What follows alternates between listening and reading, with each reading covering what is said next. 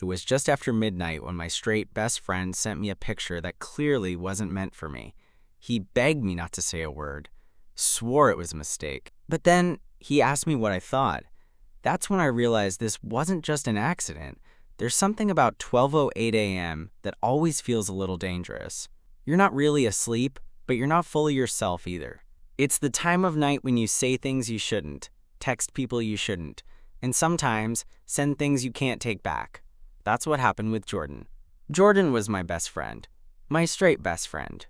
We'd met in college orientation 3 years ago, ended up in the same dorm, and it was instant friendship, the kind of connection that made it feel like we'd known each other in a past life. He was classic all-American, tall, blonde, blue eyes, wide smile. The kind of guy who could walk into any room and have everyone, guys, girls, professors, eating out of his hand. And me? I was just the quieter friend. More sarcastic. More observant. Way more closeted when we met. But he never judged. Jordan was always cool with me being gay. Genuinely cool. Never weird. Never performative. He used to joke that he was gay adjacent because he knew more about RuPaul than I did. So when my phone buzzed that night, just after midnight, I didn't think twice about it being from him until I opened the message. It was a picture, and not a normal one. Jordan, in his bathroom, shirt off, gray sweatpants riding low on his hips, one hand holding his phone, the other clearly adjusting himself. Not just adjusting, framing it, like he wanted it to look a certain way. It wasn't just a random snap, it was a thirst trap, and it was big. The outline, the energy, the whole thing. My mouth went dry. I stared at it for a full 30 seconds, frozen. My heart was pounding like I'd just been caught doing something wrong. It wasn't for me. It couldn't be. Jordan had never sent me anything like that. Ever. And then, like clockwork, the follow-up text came. "Oh, crap. Bro, that wasn't for you. Please delete that." Then another. "Seriously. My bad. That was meant for someone else." I blinked, still gripping my phone like it was burning my hand. I started typing, "All good, LOL," but that felt too chill. Then I tried, "No worries, didn't even look," which was a lie, a big one. Before I could hit send, another message from him popped up. "Don't say anything, okay? I'm serious." I finally replied, "Of course. Don't worry." A minute passed. 2. Then came the message that changed everything. "What did you think, though?" I stared at that question like it was in another language. What did I think? Was he kidding? Was he drunk? High? Or was this something else? I didn't answer right away. I couldn't. My hands were actually shaking. I set the phone down, got up, paced my tiny apartment like I was trying to walk the question out of my system. Because this was Jordan, my straight friend. The guy who dated girls with names like Sydney and Brielle. The guy who asked me once if he should get his nipples pierced, like Harry Styles. The guy I'd secretly crushed on for longer than I'd ever admit to anyone, even myself. And now he was asking what I thought of his hot photos. Was this a trap? A joke? A test? I sat back down and stared at my phone. And then I typed, "You want me to be honest?" My heart was in my throat. I hit send before I could chicken out. The reply came almost immediately, like he'd been waiting for me to say something. "Yeah. Be honest." I'm kind of freaked out, but also curious. I exhaled slowly, feeling a weird mix of excitement and dread. Jordan, my straight best friend, the guy I'd known since college, the one whose entire life I thought I understood, was confessing some kind of inner turmoil to me in the middle of the night through a text about a picture he never meant to send me.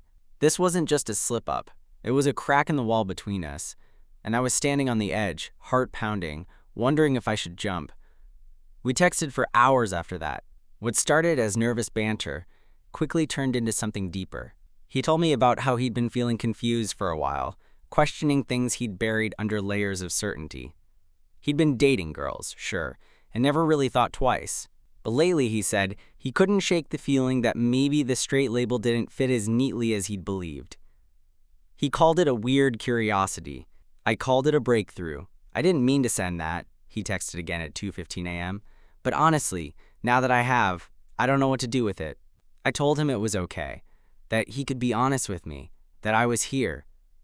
We talked about everything, the pressure of expectations, the fear of losing friends and family, the shame and confusion of feeling something new at an age when people expect you to have it all figured out. I shared some of my own struggles, how hard it was to keep my feelings for him buried, how terrifying it was to imagine telling him. There was a silence for a bit after that. Then he sent one last message before we both tried to sleep. I don't know if I'm ready for this to change things, but I also don't want to pretend anymore. The next day, I didn't know what to say to him in person. We were supposed to meet up for our weekly lunch at that greasy diner we'd been going to since freshman year, but I was terrified I'd say the wrong thing, or worse, that he'd avoid me.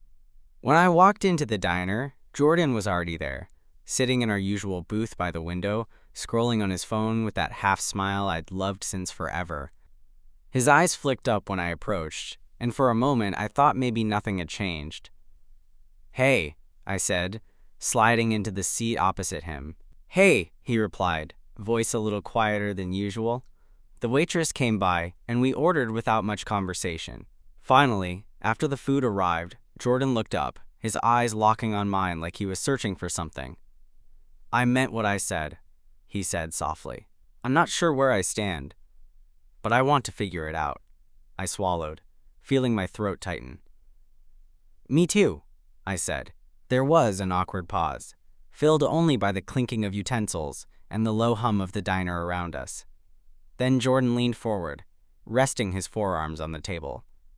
"Can I ask you something?" he said. "Anything," I replied. He hesitated for a moment before blurting out, Did you ever think about me that way?" My heart exploded in my chest. I'd replayed that question in my mind 1,000 times. Finally, I nodded. "Yeah," I admitted, "more times than I can count." He nodded slowly, as if expecting that answer but still shocked by it. "I didn't know," he said. "I never thought you saw me like that." "I kept it hidden," I told him. "I didn't want to lose you." He reached across the table, his fingers brushing against mine. Tentative, testing. "Maybe," he whispered. "We don't have to lose anything." That moment was everything. The world narrowed down to the touch of his hand, the electricity that shot between us, and the unspoken promise that maybe, just maybe, this was the beginning of something new. We left the diner that day with no answers, only questions. But for the first time, those questions didn't feel like a threat. They felt like an invitation. The days after our diner conversation were heavy with unspoken words and electric tension.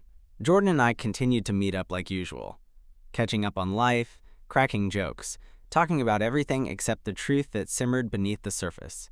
We were still best friends, but something between us had shifted, and neither of us was ready to admit how much it scared us.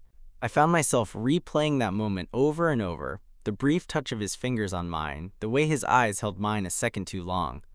I was trapped in the maddening space between hope and fear. Jordan was grappling with his own storm. I could tell because his texts became less frequent, more cautious. One evening I got a message from him that was just a single line.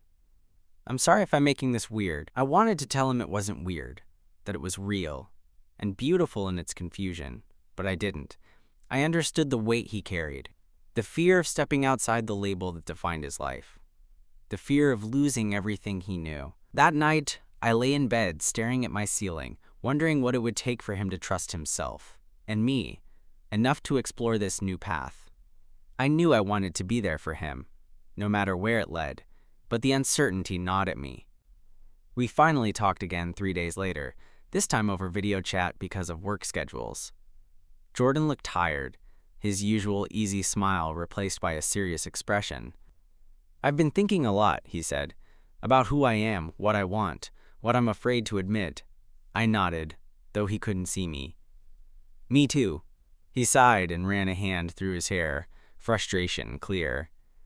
I don't want to lie to myself anymore, but I'm terrified of what this means.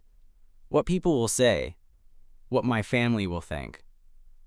I knew his parents were the classic, small-town, church-going type, people who'd never understand this part of him. You don't have to do this alone, I told him softly. You've got me. Jordan smiled, a flicker of the old warmth returning. Thanks. It means a lot. I need time. I agreed. Time was all we had, and it was both our enemy and our ally. The next few weeks were a mix of closeness and distance. We shared moments that felt charged and tender, the way our conversations lingered, the accidental brushes of skin, the small glances that said more than words ever could. But there was also silence, walls we hadn't yet breached, fears we hadn't voiced. One night, I caught Jordan standing outside my apartment door at midnight. His face was flushed, his eyes searching. "Can I come in?" he asked, voice barely above a whisper. My heart raced as I opened the door. Inside, the air between us was thick, charged. "I don't want to be just friends anymore," he confessed, his voice trembling. Neither did I. We stood there for what felt like hours, the silence screaming louder than words. Then, slowly, he reached out, and I took his hand. In that moment, the world fell away. That night when Jordan stood outside my door, everything changed. It wasn't just a simple confession or a late-night visit. It was the beginning of something new, fragile, and terrifying. He stepped inside hesitantly, eyes flickering around my apartment like he was searching for reassurance. I closed the door softly behind him, the click echoing louder than I expected. "Jordan," I started, but he raised a hand to stop me. "I don't want to rush this," he said, voice low, almost fragile. I don't want to pretend anymore. Not with you." His words hung in the air, heavy and raw. We sat on the couch, the space between us electric. I could feel the warmth radiating off him, smell the faint scent of his cologne mixed with nervous sweat. My heart hammered in my chest, every nerve alive. Slowly, as if testing the waters, he reached out and took my hand in his. It was the kind of touch that said more than 1,000 words could. "I've never done this before," he whispered. "I don't know what to expect, but I want to try. With you." I smiled, feeling a mix of relief and excitement. Me too. We talked for hours that night, about fears, hopes, boundaries, about the what-ifs and maybes. Jordan was open, vulnerable, willing to explore a side of himself he'd kept locked away. When the conversation finally faded, the room fell into a quiet intimacy. Jordan leaned in slowly, his breath warm against my cheek. Our lips met, tentative at first. The kiss was soft, searching, like two people discovering new ground. Then it deepened, urgency and tenderness intertwining. Hands trembled as they explored familiar and unfamiliar places, my fingers in his hair, his hands tracing the contours of my back. We didn't rush. There was no pressure, only connection. Later, lying side by side on my couch, the city lights casting shadows across his face, I realized how much this moment meant. Not just the kiss or the touch, but the trust. We were stepping into the unknown together.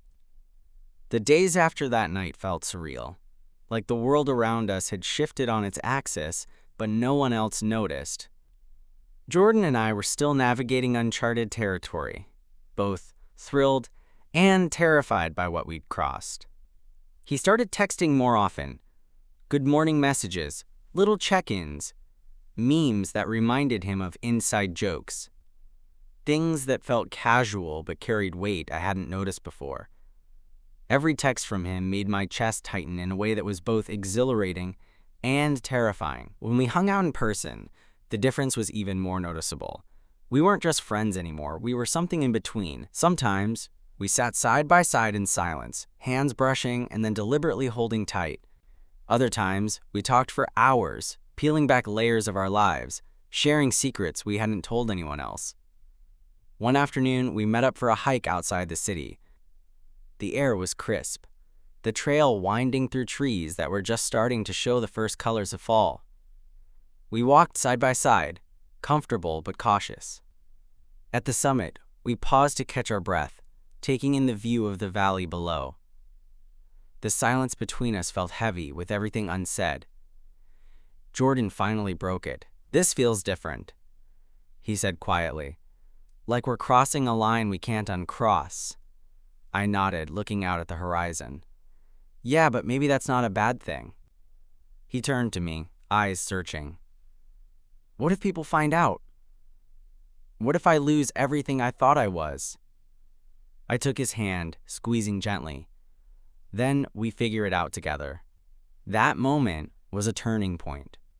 Jordan began to open up more about his fears, the pressure from his family, the expectations from his friends, the internal battle between who he'd always been and who he was becoming. I shared my own struggles too, how I'd hidden my feelings for so long, the pain of watching him from the sidelines, and the hope that maybe, now, things could be different. Our bond deepened, but so did the complexity. We weren't just exploring new feelings. We were redefining our identities, our friendship, and our futures. One night, after a late dinner, Jordan looked at me with a mix of vulnerability and determination. "I want to try being with you," he said, "but I'm scared." "I'm scared too," I admitted. "But I'm here. We'll take it one step at a time." And so we did. Our tentative new relationship unfolded slowly, carefully, like walking on thin ice. Each step measured, fragile, but thrilling. Jordan and I were learning how to be more than friends without losing the foundation that had held us together for years. We still met at the same spots. The diner where we'd shared countless meals, the park where we once tossed a frisbee around, the late-night bar with sticky floors and cheap beer. But everything felt different now, charged with an unspoken intimacy that neither of us dared to fully name out loud. One afternoon, we sat on a bench by the river, the water sparkling in the late afternoon sun. Jordan was unusually quiet, tracing circles on his knee with his finger. "I'm scared this will all fall apart," he confessed. I reached over and took his hand in mine. "We don't have to have it all figured out right now," I said softly. "We just have to be honest with each other." He nodded, squeezing my hand back. Our first real date was a quiet dinner at my place. I cooked spaghetti, nothing fancy, but enough to break the ice. We ate slowly, laughing over burnt garlic bread and awkward silences. Afterward, we settled onto the couch, the tension between us thicker than the pasta sauce. Jordan looked at me, vulnerability raw in his eyes. "What if this doesn't work? What if I'm just confused and this is a mistake?"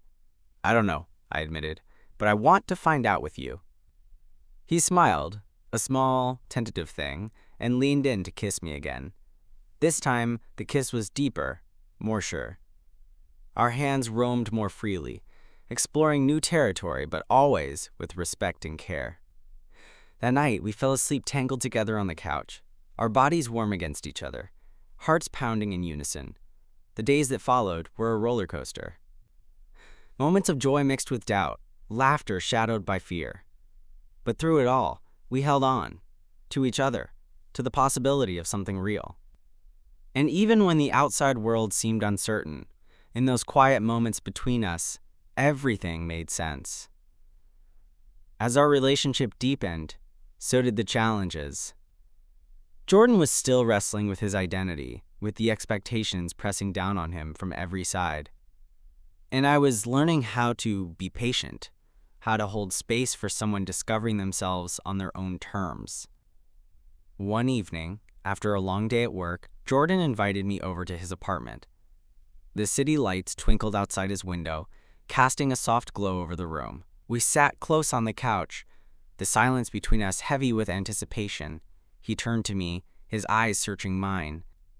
"I need to tell you something," he said, voice barely above a whisper. My heart pounded. "Anything." Jordan took a deep breath.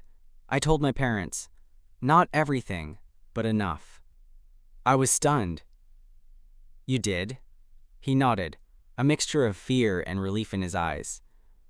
"I couldn't keep hiding. They didn't take it well. But I'm done pretending." I reached out, pulling him into a hug. "I'm proud of you." The weeks that followed were tough. Jordan faced cold shoulders and awkward conversations, but he stood firm. And through it all, we grew closer. One night, as we lay entwined in bed, Jordan whispered, "Thank you for being patient with me." I smiled, brushing a strand of hair from his face. "There's nowhere else I'd rather be." In that moment, I knew we were building something real. A love forged in honesty, courage, and trust. The months after Jordan told his parents felt like a whirlwind, but they also marked a new beginning for both of us. We weren't just friends anymore. We were partners navigating a world that suddenly felt bigger and scarier, but also filled with more possibility. Our relationship was no longer a secret or a question. It was real, messy, and beautiful. Jordan started to embrace the parts of himself he'd hidden for so long. I watched him grow with pride and awe. We faced judgment sometimes, whispers behind backs, uncomfortable family dinners, and the occasional awkward glance from old friends. But each challenge made us stronger, more certain that this was worth fighting for. One summer evening, we took a trip to the coast. Standing on the edge of the ocean, the salty breeze whipping through our hair, Jordan slipped his hand into mine. "I'm glad I sent that stupid picture," he said with a grin. I laughed, squeezing his hand. "Me too." Looking out at the horizon, I realized that sometimes the most unexpected moments, the ones that shake your world upside down, are the ones that lead you exactly where you're meant to be. Jordan smiled, eyes shining. "To us," he said. "To us," I echoed. And for the first time, I truly believed that love, in all its messy, complicated glory, was enough. The day Jordan accidentally sent me that picture feels like a lifetime ago now. When I look back, it's wild to think how one impulsive moment shattered the neat little boxes we'd built around ourselves. That night was the crack that let light in. Light that revealed truths neither of us were ready to see, but desperately needed. In the months that followed, everything changed and nothing did at all. We moved cautiously, sometimes stepping forward, sometimes retreating, but always together. Jordan, who had been so certain of who he was, began to unravel and reweave himself in ways that made him glow with a newfound authenticity. I saw the weight lift from his shoulders as he embraced parts of himself he denied for years. We weren't rushing toward a defined destination because neither of us knew what that would look like.